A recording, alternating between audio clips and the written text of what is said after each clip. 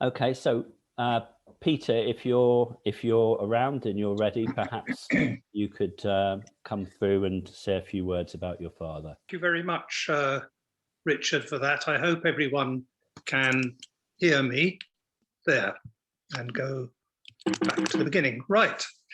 Well, thank you very much for asking me to say a few words, and hello, everybody, both in the UK and around the world. I think that's a first for the IBMT, and hopefully not the last. Len was the last chair of the International Brigade Association and served in Spain from January 1937 to September 1938. He was a doctor and became chief medical officer of the 15th Spanish Army Corps.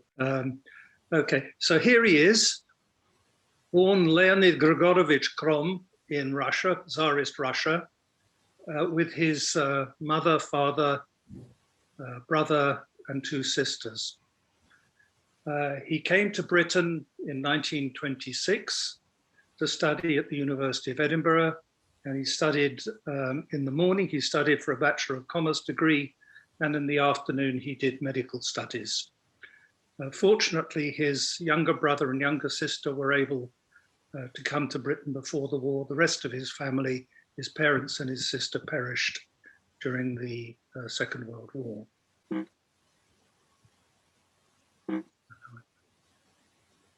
Oops. Just trying to change slides. Next. So in 1934, he became British. His name was no longer Leonid Grigorovich Crome, but Lazarus Kroms. He was given a Latvian name. For those of you who are interested in psychoanalysis, this extract from the London Gazette shows that here he is being naturalized, and here is Melanie Klein, the famous psychoanalyst, was at the same time. She's down as coming from Sweden. Her husband or ex-husband had got Swedish nationality.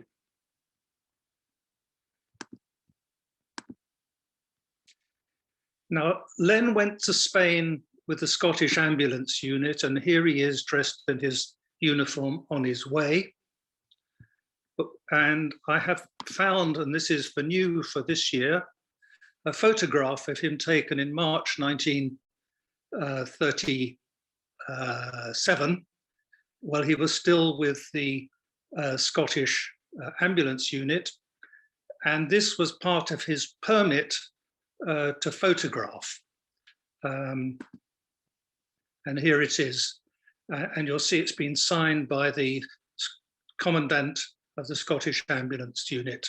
And a lot has been written about that, so I won't go into that now. So he served in Spain until 1938 and came back to Britain. And I've got here some of the extracts. I called it the highlights of the MI5 file, but it probably is, as far as they're concerned, the lowlights.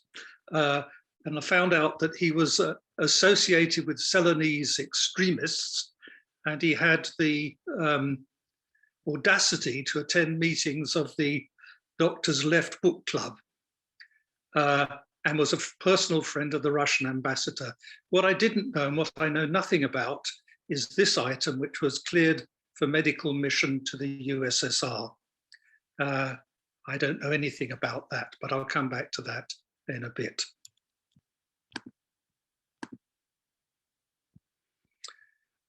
He recorded his experiences at Spain in the Imperial War Museum, but there are also, you can hear online, his experiences after the Second World War and his involvement with the Russian-speaking forces in the Nazi army, particularly the Cossacks and the Ukrainians. And one of the things I learned, and again, I know nothing about, didn't know anything about this, is that Len volunteered to join the Red Army after the Soviet Union was invaded. He says in his tape that luckily they didn't accept him because you can guess probably what his likely fate would have been if he had gone there. Coming back to Britain, he trained as a pathologist and worked as a doctor in the National Health Service and overseas until he was 75. One of my ambitions is, I've only got one more year to go, is that I could work till 75, but I'm not so certain after that, and not so certain whether people will want to have a doctor who's over that age. For those of you who were here this morning, will have seen this photograph, which was shown during the film that was shown. And here is Len with the committee of the International Brigade Association. Here, for those who don't know, is Bill Alexander, who was the secretary. And it was the arguments between these two that led to the Len Crome lectures. Bill was a frequent visitor at my parents' homes. They lived very near to each other. And the argument was around how to commemorate the international brigades. Bill always wanted a trade union leader or a left-wing Labour Party politician to speak at the meetings. Len always wanted a historian. And in fact, his last outing, I think, for the International Brigade Association was in his 90th year when he gave a talk on the life of General Walter, who was his boss in the while he was in Spain, or one of his bosses when he was in Spain. So that's all I want to tell you about his life. And let me leave you with two points. Most importantly, if you see the pictures behind me, they're painted by Ilana, who's sitting next to me, and you can see them on Instagram, and they are available if you would like to get in touch with us. But more seriously, the 2 points he said is, one again, as a slightly jokingly, is don't believe too much what old soldiers tell you about their wartime experience, which is one of the reasons why having the benefit of historians. And the second thing is avoid over-romanticization of the international brigaders. If you want to express solidarity with people, it was the ordinary workers, peasants in Spain, and particularly the women who suffered the most during the Spanish Civil War and thereafter. I think I'm looking forward to the talks this afternoon, the discussion, and thank you very much for listening to me. Thank you very much, Peter. That was great. Fascinating man with an absolutely fascinating life, your father. Right, so let's move on to the talks. I will introduce the speakers, both of whom, as I said earlier, most of you will know, partly because they've long played an important role in the IBMT. Paul was the founding chair of the organisation and involved in actually getting it started right back in 2000, 2001. And Helen has been a long-time patron and supporter of the IBMT. Helen Graham is Professor of Modern European History at Royal Holloway. She actually gave the second of the Len Crome lectures all the way back in 2003 on the return of Republican memory. And she's written, well, numerous books on Spain's Republic and the Civil War, and the Spanish Civil War, A Very Short Introduction of 2005, has now apparently sold over 50,000 copies in English and been translated into several languages. She's currently the holder of a 3-year Leverhulme Trust Major Research Fellowship for a project on Franco's prisons. Sir Paul Preston is Emeritus Professor at LSE's Department of International History, and he chaired the Len Crome Lecture for many years. He's written extensively on the Spanish Civil War and Spanish history.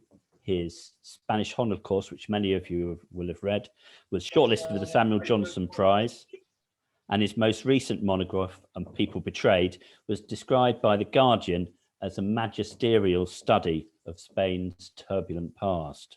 He's received numerous accolades and awards, and in 2018 he was knighted for his services to UK-Spanish relations. So there's our two speakers, and the topic this year is, was the Spanish Republic worth dying for? So perhaps I can pass that over to the two speakers, and maybe they can begin by outlining to us exactly what the Spanish Republic was and why it was seen as such a great cause. Helen, would you like to kick off perhaps? Yeah, I don't know how we want to do this, Paul, because I thought we were going to be talking to each other as opposed to just kind of splurging. But I mean, I now feel this enormous weight on my shoulders, having been told that, you know, kind of the historians of kind of, you know, I'm going to dot the I's and cross the T's. But do you want, I wanted to kind of open this out, sort of, I suppose the point being that it's a kind of dialogue with now, you know, then and now. How do you want to do it, Paul? Do you want to kind of open it? Do we want to both talk about the Second Republic and then open it out? Or do we just both want to say something and then we can kind of say something together at the end? I think that's normally how conversations go. You say something, then I say something, whatever. I do want to say, first of all, I was so thrilled by Peter's evocation of his dad. As Peter knows, I mean, I love the man's bones, and I in a way, I mean, I was probably, although I like both Len and Bill enormously, I was probably in some way a minor factor in any disagreements they had, because I was the historian that Len favoured when obviously Bill wanted to keep things in a slightly different way, although obviously Bill and his wife Lena were immensely kind to me, and I have great memories of them. Anyway, I just wanted, that was a fantastic, I was so pleased, so loved what Peter had to say about Len, and I wished the entire event had been Peter talking about Len rather than us chunnering on. But anyway, I mean, this is a conversation, and you say, then I say, and whatever. I mean, Richard sort of set the ball rolling by asking us, to say what was the Republic going to be, what might or might not have been worth fighting for. Now, it seems to me that in an odd kind of way, obviously lots of people who are present today on Zoom, because they're members of the IBMT, will probably be seeing this largely in terms of the International Volunteers. Why did they go? Why were they prepared to die for a cause that was not ostensibly their own? Because obviously, unlike, say, Richard, I'm more a general historian of Spain, certainly not a specialist in the IB, see it more in terms of why ordinary Spaniards were prepared to go on fighting and dying for the Republic. And one of the things that's always struck me, but particularly some years ago when I was writing my book, We Saw Spain Die, which was about the foreign correspondents, particularly British and American foreign correspondents. And the thing that struck me, I mean, I felt terribly identified with the things that I discovered them to have said.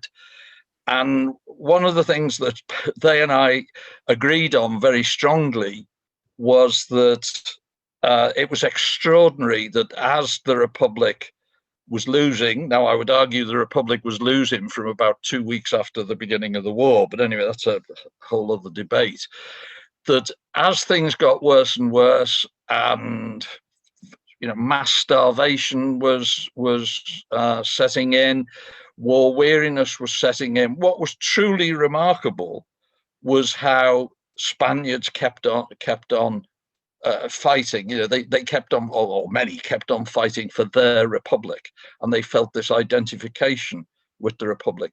But at the same time, I mean, I recently did a preface for the memoirs of Jim Jump's father, and he volunteered pretty late in the day when people knew that if they were to go to Spain, there was a very, very, very strong chance that they would die. So, what were these two bodies of people, if you like? What did they think they were fighting for? Well, in the case of the Brigaders, I suspect, insofar as it's possible to generalize, and I hope Richard might come in on this, insofar as it's possible to generalize, they went because they feared that what Mussolini and Hitler wanted to do would be done in Britain and in France and all the various countries the Brigadiers came from, if they weren't stopped in Spain. So that's why they went, I think. As far as what Spaniards thought, I mean, I think so much is to do with what the Republic offered. Now, that is a very complicated issue. Now, as I'm sure people know, when the Republic was established on the 14th of April, 1931, there came into power a slightly uncomfortable coalition. And it was a coalition of Republicans, that is nothing to do with the followers of Mr. Trump, but Republicans who were anti-monarchist, and they were basically the liberals within Spain. And it was a coalition between them and the Socialist Party. One of the problems faced by the Republic was each of them had different agendas, and those two agendas, when put together, severely provoked the right. So basically the two agendas were if you like, the intellectual liberals of the Republicans wanted to do quite structural things, like put an end to militarism, like break the power of the Catholic Church. Whereas the socialists were much more interested in social ambition. They had social ambitions to introduce agrarian reform, to improve the rights of trade unionists, to improve the rights of women, and above all, to improve education.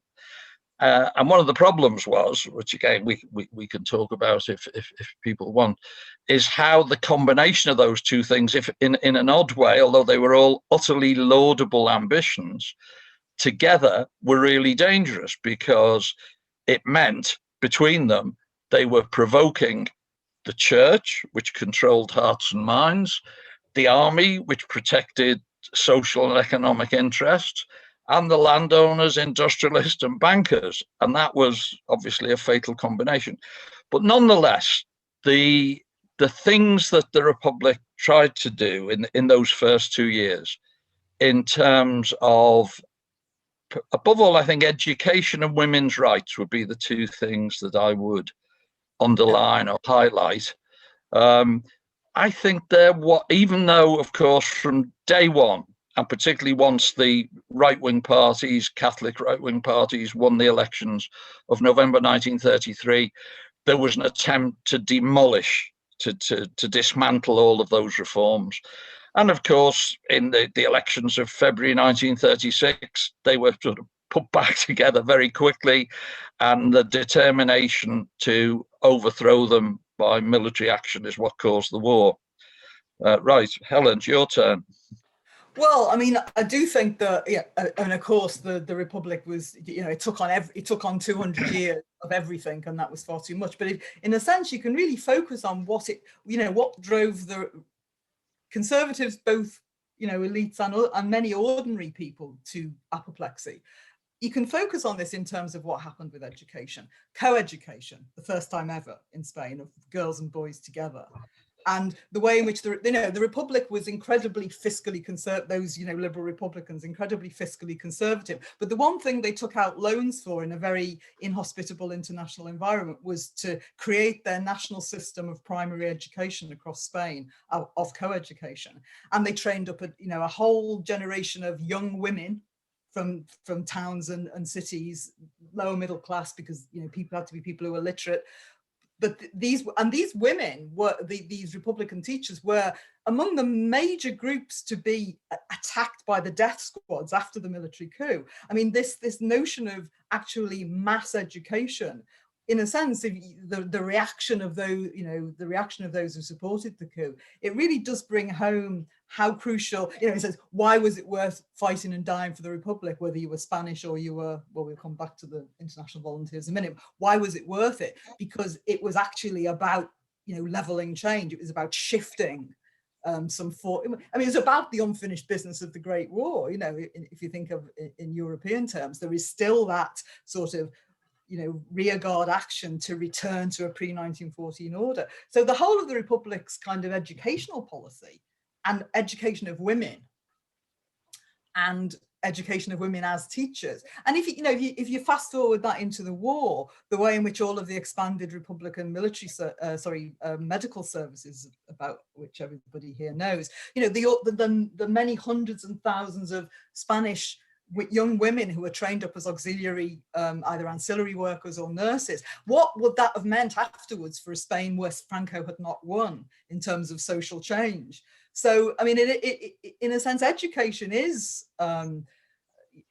when I first started to work on this years ago, it always seemed like such a worthy part of everything that the Republic was doing. But it seems to me it's absolutely crucial. And, if history is a dialogue between then and now, when we look at, the debates in education in the UK today, and, kids can't learn because they're hungry, because they're excluded from free school meals, you actually begin to realize how crucial those educational debates were in Spain. So, if for nothing else, and I'm sure we're going to go on to many other things now, but if for nothing else, it was worth fighting and dying for precisely because of that educational project. Absolutely.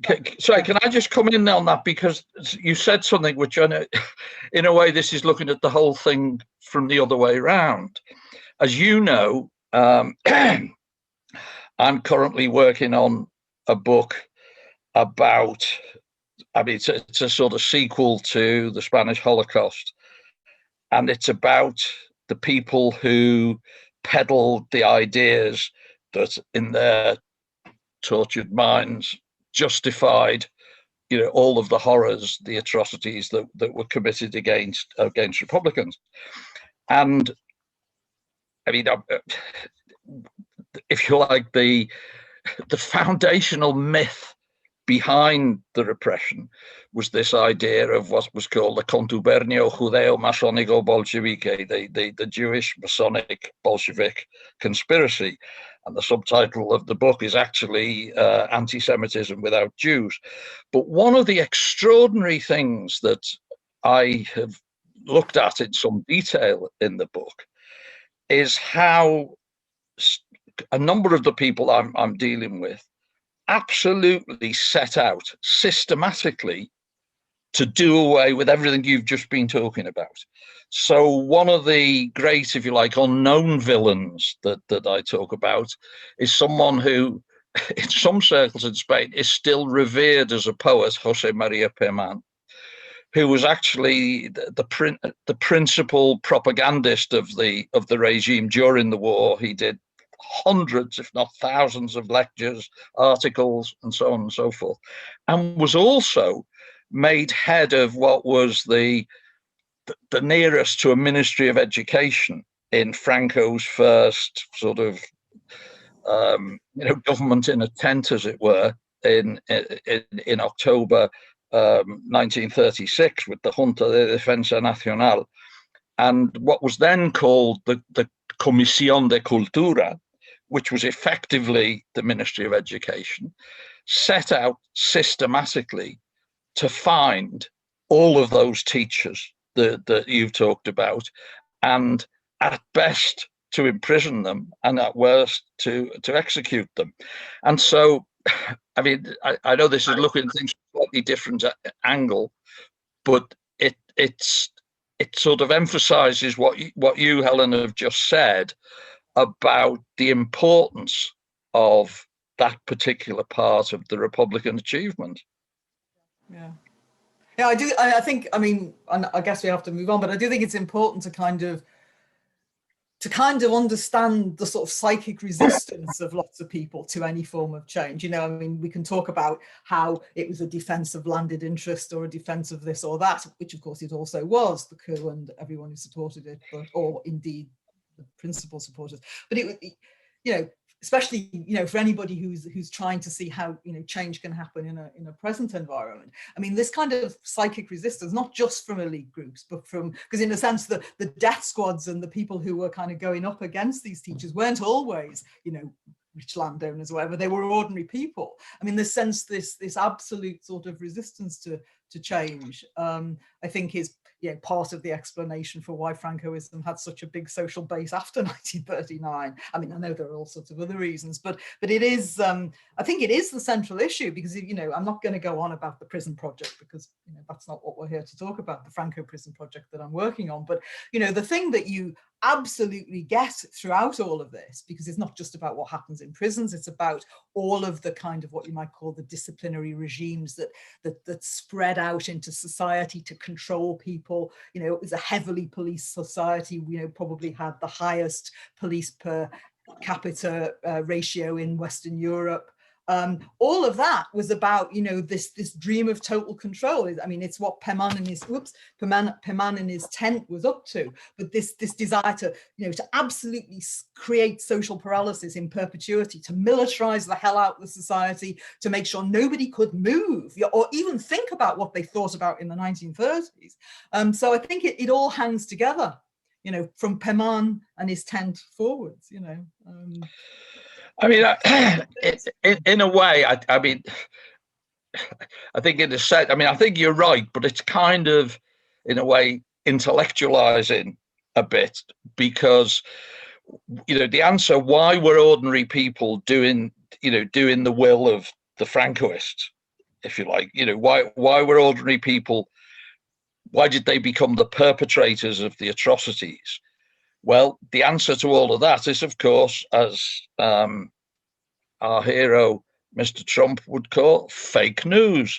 I mean, what it's all about, just as, you know, well, not all about, but, you know, what so much of it is about, as in Britain today, you know, if you have a media that is dominated by certain interest groups, and that, of course, was absolutely the case during the Republic, you know, that it was relatively easy, particularly, you know, between the media and the pulpit, it was very easy to, you know, to make people feel that they were defending. And in a way, while you're absolutely right, it's about, the Republic's about change. But by the time we get to the Civil War, in a way, it's like two defensive teams playing against each other. You know, whether it's the international brigaders or the bulk of the people who supported the Republic, we're not even getting into the divisions within the Republican side. That's a whole other and rather tragic business. But they were trying to defend democracy. They were trying to defend the changes that had been made, whereas the people on the other side were trying to defend what they would call traditional values, the subjection of women, you know, and indeed in their slogans, you know, property, hierarchy, family, church. These were the slogan words. So I kind of think, in an odd way, defense is an important element of this. Anyway, sorry. Well, the defense I mean, really, I think we've said this now, we've done it, but the defense partly comes out of the psychic fears that I'm talking about. I mean, this is not a justification or an attempt to sideline the very material and economic interests that were also part and parcel of the Franco coalition. That was all there. But I mean, in the sense, and of course, fake news and the intensification of the fears of, you know, small peasantry from Castile, that they were going to have their, you know, 2 hectares of land ripped away from them by the Republic, which is, of course, entirely a variant of fake news. But I do think there is you know, all of that did actually act upon a kind of a pretty core fear in some set of people that, you know, who were frightened of, you know, the rumors of, you know, urbanization and change and all of the things that they didn't understand from their village in Castile or Galicia or wherever. So you know, it is there were a set of culture wars as well, not just they were fanned by fake news, but it was actually genuine culture war, you know, that was going on. I think I mean, that we agree. I don't think there's any we agree on this, really. But what is in, I mean, I think one of the issues that this raises for me, and it's something I'm, you know, very aware of, as I'm sure we all are, as we see the struggles of the left in Britain today, is the whole issue, the weakness that comes from internal division. And when we talk about, you know, was it worth dying for the Republic? What, you know, I mean, obviously we've talked very generally, we've made the very broad points about what was worth saving or defending of the changes and the achievements of the Republic. But what is very, I mean, I think that, I mean, you and I have both worked recently on Orwell, and you know, there's Orwell, who is regarded as, you know, the person. If you know nothing about the Spanish Civil War and you want to read a book about the Spanish Civil War, read Orwell's Homage to Catalonia, which is, of course, an amazing collection of ignorance about what was going on. You know, there's Orwell, who joins a POUM militia, semi-Trotskyist militia, because Harry Pollitt of the Communist Party doesn't want him. And he doesn't really understand what's going on. And I would imagine that the large bulk of international volunteers, perhaps not the Germans, but in the main, I would think a lot of the volunteers, were they really, I don't know, I mean, I'm posing this as a question, were they aware of the fact that, for instance, the things that the anarchists and the Trotskyists were doing were undermining the Republic? Or did they feel, you know, we're all part of this? Because so much of the literature talks about the Republicans, the Republican war effort, you know, as if it was a united thing, when it was clearly, you know, bitterly divided in so many ways.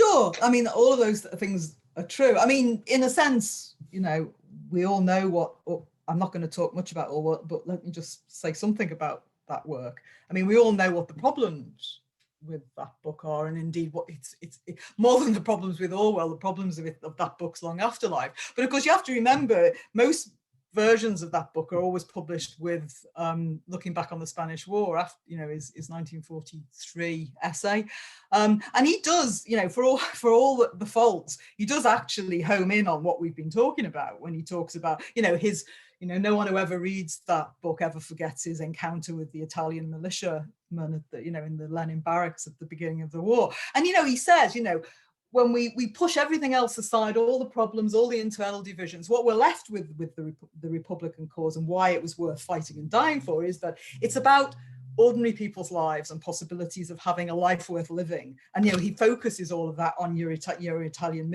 militiaman, who he say, you know, who was probably a refugee and a migrant from Mussolini's Italy, probably working in France, and then, you know, then came to Spain. So in a sense, I think, you know, Orwell, lots of problems there, but in a sense, he did home in on that notion of this is, you know, this is basically about widening the possibilities for a decent life for, you know, for those who inhabit mass society.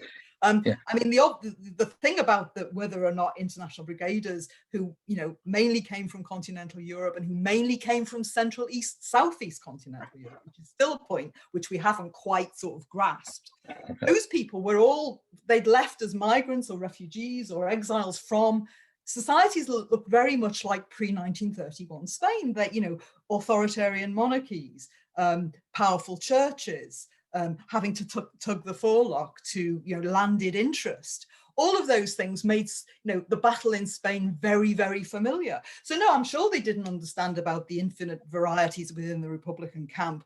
They were often, you know, mainly at the front and fighting. And in a sense, people had a sense of, well, you know, in the middle of a battle like the Spanish Civil War was, it's hard to say this, but in a sense, they were traveling hopefully. It was somewhere where they could go and do something.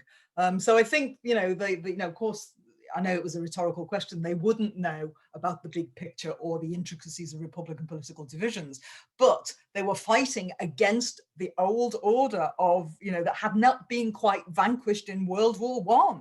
You know, 1914-18, that's what they're fighting against. No, absolutely. But can I just say, before we wave goodbye to Orwell, that the problem is, you know, looking back on the Spanish Civil War may have been available, but I doubt if many people who've read the book read it and reflected on it. I mean, it tells us what was going on briefly in Orwell's mind, but it doesn't tell us anything about the impact of the book. And it's worth remembering that, you know, Orwell actually, there's a letter, I think it's to Cyril Connolly, in which he says, "Oh, I stuck up for the POUM. I knew they were wrong, but I stuck up for them out of a sense of fair play." Well, the Spanish Civil War wasn't a game of cricket, so I've got that against him. He met Negrin in 1942 and lied through his teeth to him, and we won't even go into what he did, later on in his collaboration with MI5. But anyway, of course, you're absolutely right about and I think you have a near unique take on this, because I think probably your work into, Bill Alto, the Finnish volunteer who was with the Americans, and the high proportion of the American and Canadian volunteers who were actually Eastern Europeans rather than, is something that's absolutely crucial. Although, there were issues, there were struggles going on in the United States, both in terms of the fight against racism. It was still the Okies and the Grapes of Wrath, all of that. They had issues which could have been fought out, or they could have seen echoes of in what was going on in Spain. But I still think the key thing for brigaders, insofar as one can generalize, was making sure that fascism, it's like, as in my work on the correspondence, what were they doing? They were trying to send a message, or, the ones who supported the Republic were trying to send a message back home. If we don't stop the Germans bombing Spain, next thing they'll be doing is in Paris and London. I don't know, we've been talking for quite a while. I'm looking at the clock. We've reached the 45-minute mark that Richard mentioned. And I wonder if Richard shouldn't come back and tell us why he thinks I am talking rot about the international brigades. Well, I think we can go for a few more minutes yet, Paul. Well, no, I think clearly that you're right in that most of the brigaders went because they went to fight against fascism, and they did want to prevent what they saw happening in Spain occurring in their own country. But I think what's interesting about this is that these people didn't take that decision as a spur of the moment thing. This was very much a kind of continuum of their thinking and their political involvement. Even with a lot of the British volunteers, they'd been involved in hunger marches. There's an expression by a Scottish brigadier, I think it was Tommy Bloomfield, who said, what did he say? An empty stomach makes an empty mind think. And it's very much about that idea of people's political consciousness being formed during the time of the Depression and the crash. And in the early 1930s, when lots of working class people were on the dole in Britain, one of the only places where they could safely go and sit around and not be in any danger and be warm and out of the elements was public libraries. And you do find it's really interesting, amongst many of the stories of the brigaders from the UK at least, is that they seem to spend a lot of their time reading their way through the Depression. Some of that would be, what we'd expect, Marx and Engels and all the rest of it. But there's also all sorts of other things like Robert Tressel and Jack London and all these kind of ideas that I think gives, for a lot of people, that gives them a sense that although I think with the Brits there was less this idea of migrants, although there were a lot of migrants if you look at the Jews or the Cypriots or the Irish and other groups, but I think it's a sense of being felt to be outside the main political, social, economic system, and that these people very much felt as though they were outsiders. So although virtually everybody, when you ask them, why did you go to Spain? They all say, because I wanted to fight against fascism. But when you start to dig a little deeper, virtually all of them also say that they saw Spain as a kind of symbol of a better place, of a fairer society. I think all of us remember David Marshall, He was one of the earliest volunteers to go to Spain, Marlene Sidaway's partner. And I remember him saying, in fact, I think it was in an interview in the Imperial War Museum, and he said he was working in Middlesbrough in the Dole office. He was miserable. And he said, he read about the Spanish Republic, and he said, no, there is no doubt that if the Spanish Republican government wins the war, a socialist state will be set up, he said. Really, that was the trigger. I thought, Christ, here's a way out.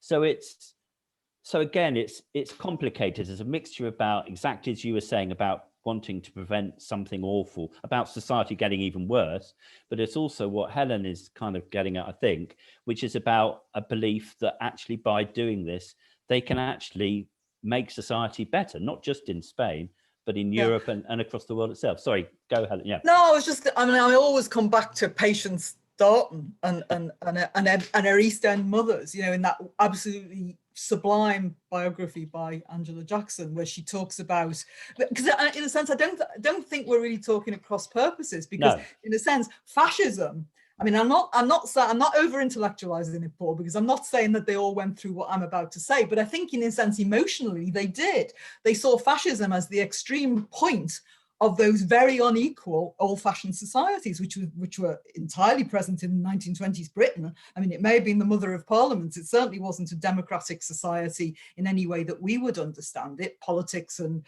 public life was the preserve of a tiny elite. And there was Patience Darton as a midwife in the East End of London, fighting for her working class mothers against the high-ups in the hospital and the matrons, all of whom thought they were basically bequeathing charity to people who didn't deserve anything. So in a sense, you know, fascism is there as this kind of absolute evil, but it is the end point of a process of inequity in which they're living. You know? So in a sense, I don't think we're really at cross purposes. It's just about how you're actually interpreting fascism in terms of people's real lives. That's all. Yeah. I agree with all of that. I mean, yeah, and very, extremely well put. I mean, I think in a way, we all sort of, I mean, I'm guilty of this as anyone, in a sense of over intellectualizing, because whereas, you or I as academics would get involved in debate, what really constitutes fascism, because there is this issue, isn't there? If you really want to insult someone on the right, you call them a fascist. That kind of emotional outburst is not the same as a reasoned academic definition. And, I've often caused dismay, not to say disgust, by saying in interviews in Spain, I don't think Franco was a fascist, although I would then pause and say he was something much worse. I'm not going to go into detail, but what you've just said, I think, is really important. Is that those kind of distinctions? The fact that on the one hand, on the right in Spain, we had Franco and the army defending utterly traditional causes, the church, the power of the army, the inviolability of property and the land, and all of those things. And the fact that the working class didn't really, and certainly not women, had the right to a proper, they did not have the right to education and all of that. And that was very different, if you like, from the vision that the Spanish fascists, the Falange, had, and indeed why Hitler and Mussolini and their people were there.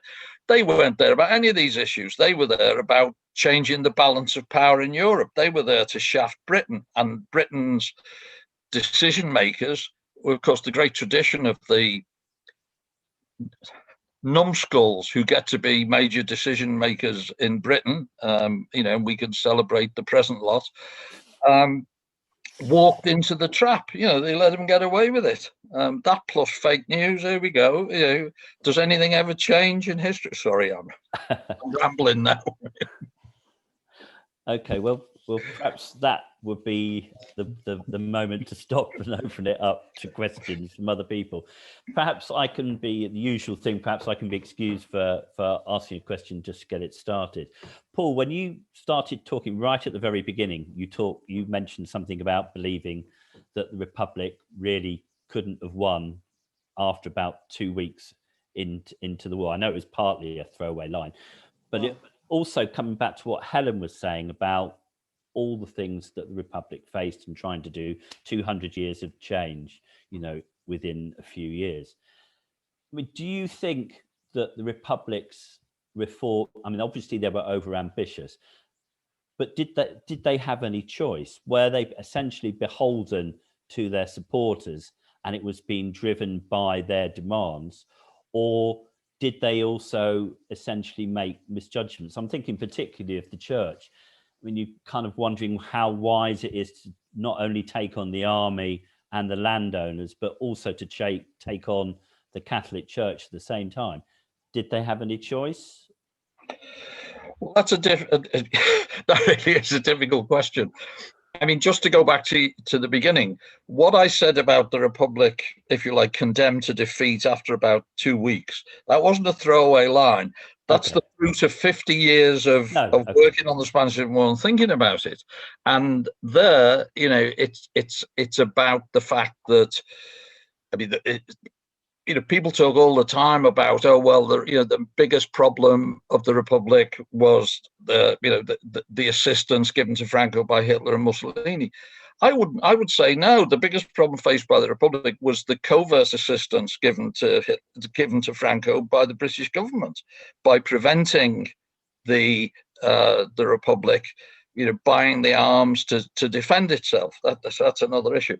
In terms of if we go back to the Republican Socialist Coalition comes into power on the 14th of April 1931. And it's pretty unexpected. There've been municipal elections. There was no they weren't aimed at changing the constitution, but there's municipal elections, which in those places where you could say the vote was relatively clean, i.e. the big cities, Republican and Socialist candidates won. And in the countryside, of course, monarchist candidates won. But the king took the decision that it would be better for the long-term health of the monarchy if he absented himself. He did not, as some authors say, abdicate. Basically, what he did was, he left in the hope that his followers could destroy the Republic and he would be begged to come back.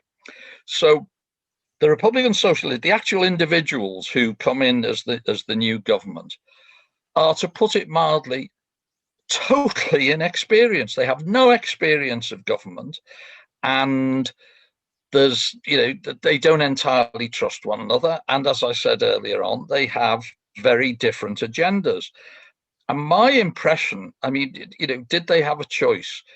Well, it's awful. I feel awful saying this. Of course, hindsight is a wonderful aid. 2020 vision, the illusion of to analysis. But I do think they might have gone a bit slower. Setting about all of the most powerful enemies at the same time was not the best way to go. And I don't think that. I don't think it was inevitable.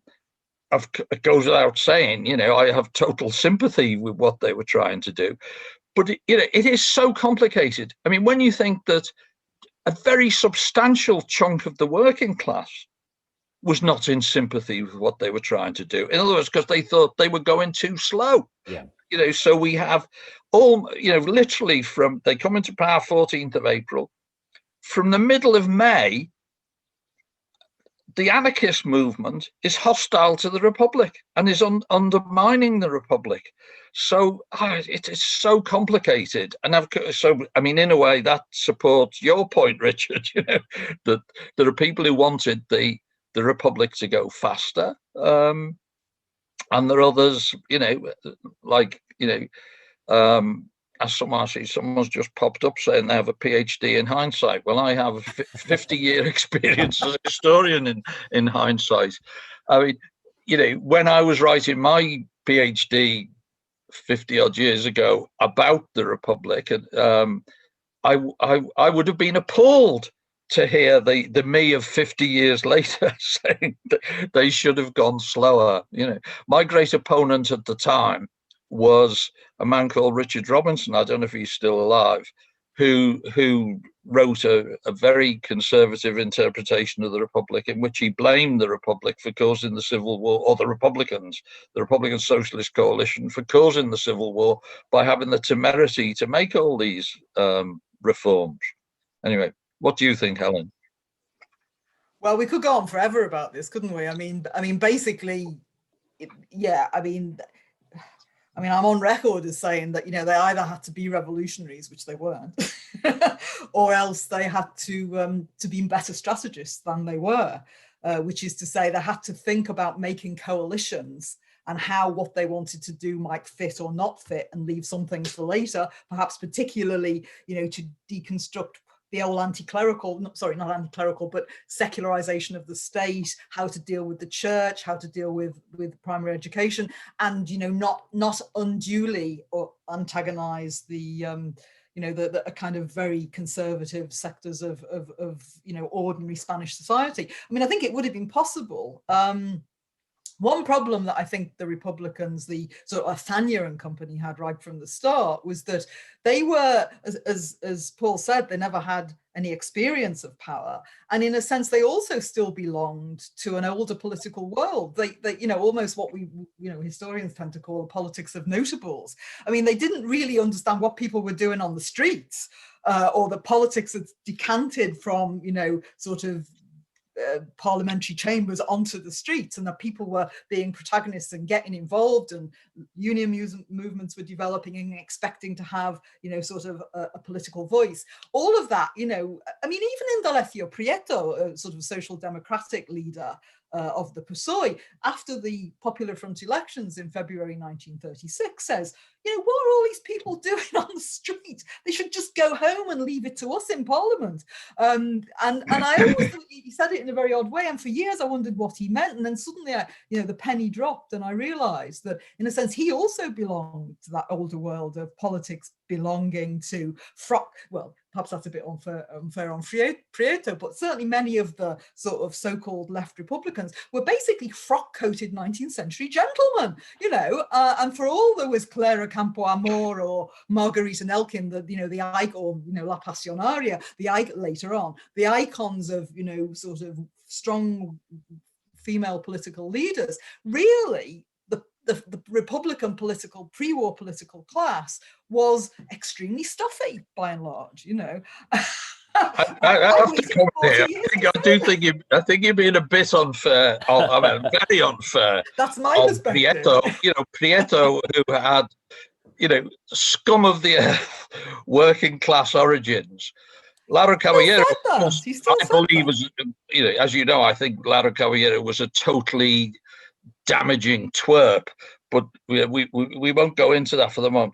But I do think that, I mean, in a way, going back to the whole issue, did they have to do what they did in the way that they did do? And we're immediately in the issue of divisions, not just the anarchists to the left who want to, you know, make the Republic go faster, but in terms of, if you like, compromise, in terms of the politics of the possible. The person and the party they needed to kind of have some kind of dealings with was the Radical Party, which was very, and for perfectly understandable reasons, they didn't want to have anything to do with it because it stank, because it was totally corrupt. And so already, you know, from day one, the cabinet is divided. They think that the leader of the Radical Party, Leroux, is a thief, which he is. And then this leads to the divisions, I mean, partly in reaction to the very clever ways in which the right uses... I see it. Sorry, hello? Oh, what's going on? Somebody needs to be muted. Right. Okay. So basically, you know, over the first 2.5 years of that Republican Socialist coalition, obviously we've got the whole fake news media and the power of the media and the very, very clever ways in which all attempts at reform are blocked and sabotaged, all of that. But very importantly, in order to win the next elections, which is in November of 1933, the left had to be united. It was the only way, and it wasn't. And one of the issues was that a big part of, if you like, that coalition electoral front, if I can put it that way, the coalition that won the elections of the summer of 1931 was broken up because Leroux, the utterly corrupt Leroux, had moved to the right, purely because, you know, it was better for him. But he would have been very happy to stay with the left. So, you know, there were mistakes made. Yeah, sure. And as I say, leaning on hindsight, and as I say, the me who wrote The Coming of the Spanish Civil War in the 1970s would have been appalled to see the me of now. You know, who is that fat git? But anyway, basically, it's very good to remind us all and people here that the Republic didn't have 5 years. It had 2, you know, basically the reforms were less than 2 years. You know, then there was the right-wing government that basically rolled them all back. Then there was a new elections, and then the military were plotting. So effectively, this notion of 31 to 30, you know, 30 summer of 36, that's not. It's basically, you know, June 1931 to summer 1933. That's it. You know, so correct. Yeah, not very long. Yeah. So, well, that actually ties into a question that's just popped up on the chat, which is, was the Republic further doomed before 1936 by having lost the 1933 election to the right? And how do the speakers regard the current debate about the pros and cons of women's suffrage at that critical juncture? How do the speakers regard the debate on the pros and cons of women's suffrage? Who would like to? Do you want to take that, Helen? What was the first bit? You know, behind that is the old chestnut that women voted for the right and that's why they won. Yes. You know, we really have to, you know, knock this on the head. The reason the Republic, the sort of centre-left coalition did not win in November 1933 in the elections was because they weren't a coalition. They went into the elections divided, and that was kind of suicidal. They had themselves confected an electoral law that privileged coalitions, right? So, you know, of course, we don't know how, I mean, I'm sure a lot of women in rural areas voted for the right, but we obviously don't know that because the ballot was a secret ballot. But in a sense, we do know that the real sort of numerical number crunching reason why the Republic, the sort of centre-left coalition of 1931 lost in 1933 was because they weren't a coalition. That's it. That's it. And here we welcome twerp extraordinaire Laro Caballero, who was the real architect of division for them. But you know, the key thing, another part of the question that Richard read out was, what was the impact of that loss? And of course, it provided the right with the opportunity to do all kinds of things, particularly to prepare the way for the military uprising. You know, there was a real debate within the right between, to use the phrases of the time, catastrophism, in other words, we destroy the Republic, or accidentalism. Accidentalism means, you know, forms of government are not fundamental, they're accidental. It doesn't matter whether you have a republic or a monarchy. What's important is its social content. Is it a government of the right or a regime of the right or of the left? Now, there were debates, but basically that debate led to the division. You know, is it worth, on the right, is it worth pursuing democratic means, or should we just say to hell with it and go straight to military coup? And of course, we got to remember, you know, there were all kinds of preparations made. When Franco was the chief of the general staff from whenever it was, February or March of 1935, he was preparing the army in cahoots, of course, with those who'd been plotting. There'd been right-wingers plotting to overthrow the Republic since the 14th of April 1931.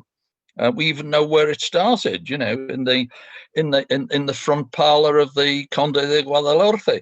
But I mean, mega long-term damage was done to the Republic during that period, and in a sense, the key thing I think is the uprising, the Asturian uprising of October 1934, because that proved the left learned a very powerful lesson from that.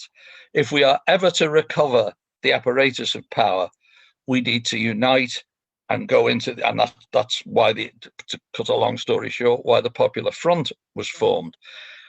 And the right learned another lesson, which is if the left is united, we will be defeated. It's the reverse of the Allende slogan. And when indeed that prophecy was fulfilled and the Popular Front won the elections of February 1936, that was it. You know, full speed ahead to the military uprising. And the military uprising, you know, was about, as I've tried to prove, and you know, I know you and I agree totally, you know, about exterminating, and I think it's an important word, exterminating all of the people who supported and derived benefit from the reforms of the Republic. Yeah, I mean, obviously, the military, those who made the military coup, the insurgents, didn't believe that they were launching a long civil war, or indeed a battlefield war at all. I mean, obviously, what they thought they were doing was launching a very violent coup. And obviously, we know from General Muller's instructions that, you know, it was going to be disproportionate violence. It was going to be total, you know, shock violence. But they didn't think, obviously, that they were going to be fighting an actual conventional war. That, you know, there are many stages to that being realized. But and again, that just takes us back to where we started, that the problem for the Republic is once it escalates, then they've lost, because, you know, once there is kind of the Army of Africa, Franco's crack troops are basically transported to the mainland in, you know, German and Italian aircraft, then it really is game over. Although obviously, if the Republic could have put an army in the field consistently and had been able to arm it and arm its reserves, because arming the reserves is always the problem for the Republic, because the French frontier keeps opening and closing, and the whole sort of structure of non-intervention means that, you know, increasingly the Republican zone is embargoed, you know, at the whim of when the French frontier will be open. Very difficult to get stuff in. Franco can get stuff in through Portugal. So it's all across the board. It's an uneven fight. So that's what I suppose we mean by the initial escalation to war. That's the period when the Republic loses. If it could have quelled the rebellion in the garrisons, or stopped, you know, if the Army of Africa had not been transferred across the Straits of Gibraltar to mainland Spain, then the Republic had the gold reserves. It had, you know, when you had chaos in terms of the actual army, because in a sense, that's the other thing that you know, we need to remember, that the military coup itself exploded the army. You know, Franco put his bits back together again, and the Republic tried, you know, did the same over a much longer period. But basically, you know, the Republic had no defenses for a time. So that problem, that's all swirling around at the beginning of the war, and once it's escalated, you know, it's very hard for the Republic to. I think just a couple of points there. I mean, one, there isn't you know, you and I both know there have been attempts to say that because the military conspirators did not anticipate a long war, the plans, you know, for an initial terror, you know, shock of mass terror would not have led to the mass repression. Well, I just think that it would have been easier for them to go to go to that. I mean, it was always going to be violent. I mean, I think the one, you know, we don't really need to talk about it here and now, but I mean, obviously Francoism did become something else over nearly 3 years of war. I mean, I think the whole you know, because part of the problem of trying to understand what Francoism was, after 1939, is really trying to put it, as people, so many historians still try to do, to put it into some, this is what, especially non-specialists, people who work on Europe generally, Francoism was an old-fashioned sort of thing, an old-fashioned authoritarian clerical dictatorship that, was taking Spain back into the past. Well, it certainly wanted to take social kind of structures back into the past, but it wasn't an old-fashioned dictatorship. It was a mass mobilizing modern dictatorship. That's what it did after 1939. All of the mass trials, the repression, the prison camps, everything. This is modern. This is not old-fashioned. This is not, Admiral Hawthey. This is in line with what was going on in interwar Europe elsewhere. And Franco is the one example of this kind of mass mobilizing, ferociously hierarchizing regime, which is not defeated in the war, in World War II. Great. I agree. I keep seeing little things coming up saying there's now there's a million hundreds of We've now questions. got questions. Yeah. So what I'm going to do is I'm going to just throw two questions at you together. And then we can move on to the next ones. The first question is, we've talked a lot about the division between the workers' movement. Do we acknowledge that they were able to fight for nearly 3 years and that leaders had virtues as well as vices, and that they had the support from the people of Spain? He says, eventually led by Negrin, they were only forced into surrender by the second coup d'etat. That was the first question. And the second is, regarding the question of republic worth dying for, why do you think only 120,000 Spaniards volunteered to fight for it in the Civil War? Admittedly, more than volunteered for Franco, but still a remarkably low figure, reflecting the fact that Civil War was fought overwhelmingly between two conscript armies. Beginning to run short on time, so if we can maybe deal with those reasons. So, I know. Yeah, I know. Could you repeat the question? The first one was rather complicated, and my impression was that it encapsulated about 30 other questions. Yes, of course, it is true that, I mean, and in a way, the two sets of questions are at odds with one another. One is about people being prepared to go on fighting and dying for the Republic. And the other is suggesting that they weren't, because there weren't sufficient volunteers.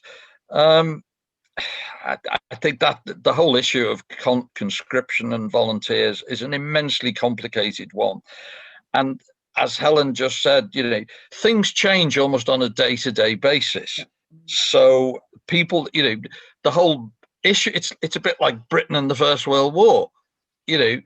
People were volunteering at first because it was all going to be, ein frisch und fröhlicher Krieg, it was all going to be over very quick, all over by Christmas.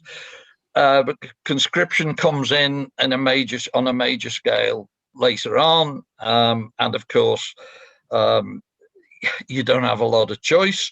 So I don't think we can make many meaningful deductions from. I mean, it's terribly difficult to generalize about what the population thought or felt anyway, but I don't think we can generalize much from the from rates of conscription as against volunteering. As far as the other issue, it is absolutely true, of course, that the divisions, the political divisions within the left, were about leadership and not so much about rank and file, and that one can rant and rave about the damage done to the Republic by extremists who undermine, because it's not just a question of undermining the left internally, it's feeding the British prejudice. Just as the actions of the European Union over vaccines are the gift that keeps on giving to Brexiteers, so the antics of some of the anarchists, and indeed people in the Communist Party and so on, absolutely prove to the decision makers in London that they're all communists and they're all the puppets of Moscow. But overall, I mean, there is a sense that everyone's in it together. I do think there's a big difference between the rank and file and the leaderships, emphasis on the plural. Helen? Yeah, I mean, the Casado. Well, except what Paul says. I mean, there's a lot that quite a bit of historical commentary about, the way in which a republican identity actually happens across the war. People.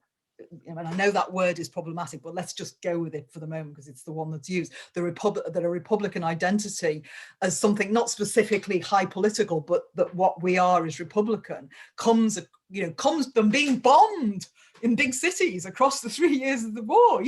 And people, if you think about the hundreds of thousands of people who left Spain at the end, that huge diaspora into France. I mean, that is to some extent an indication of how people sort of identify themselves, right? We couldn't stay because they were going to kill us, but we actually, that's not ours anymore. We have to go and try and find something else. I mean, I know there were many complex reasons and circumstances in which people became refugees and exiles, but basically republican identity happens during the war, and it is about, giving blood, being bombed, all of the things that accelerated that.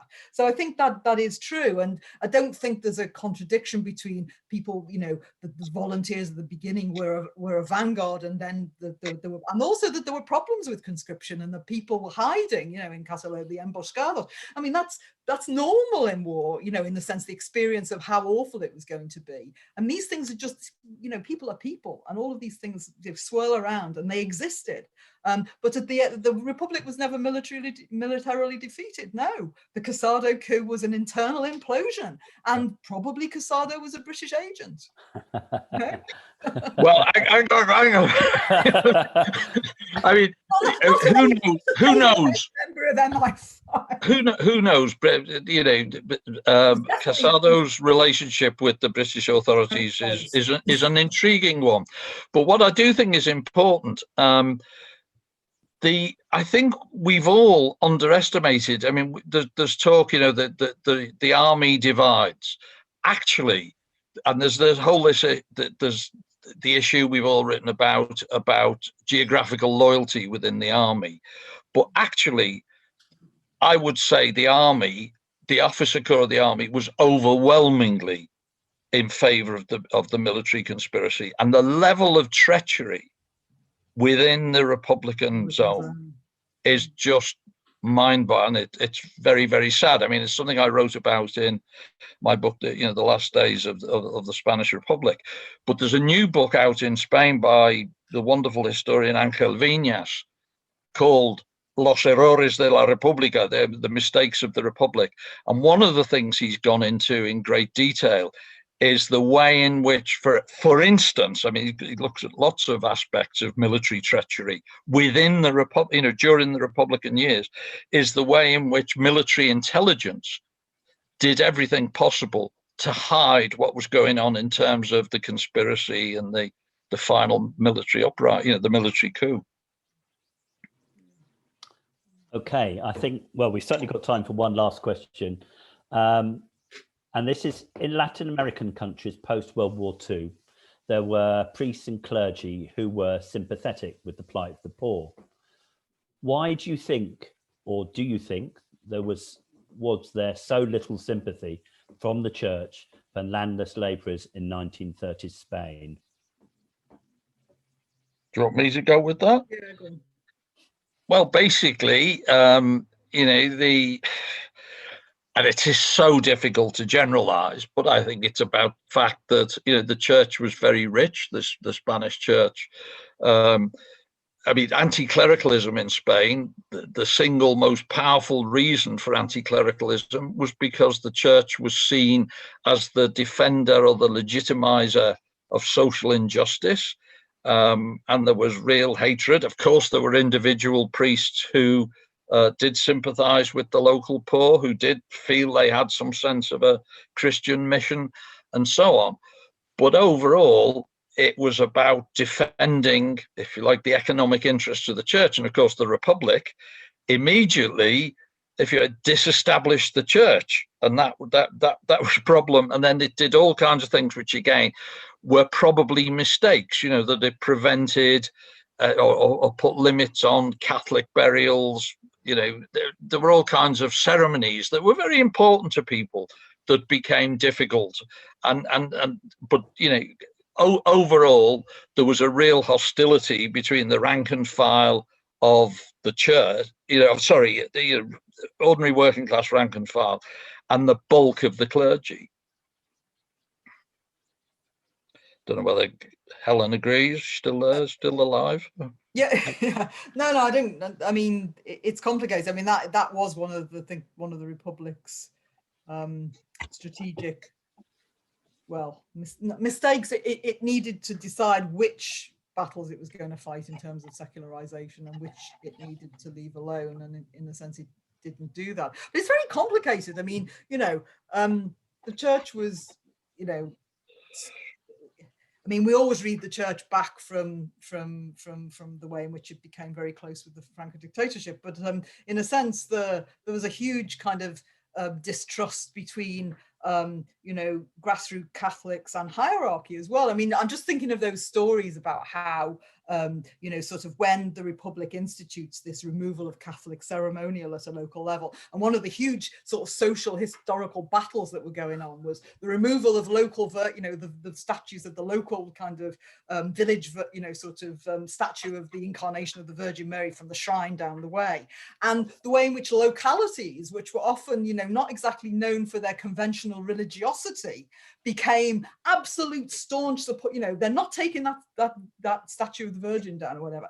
And nobody was more surprised at this than the hierarchy of the Catholic Church, who certainly didn't expect this, you know, defense of you know, the kind of symbols to be coming from these quarters. So it's very strange, and I do think that's one of the reasons why the Republic needed to tread more carefully, not to secularize and not to introduce secular primary education or the big things, but not to kind of interfere with Catholic ceremonial at a kind of busybody local level. I mean, it's difficult because, you know, it was trying to oppose a huge weight of tradition, and you know, as I say, as we said before, the benefit of hindsight is only the illusion of 20 vision.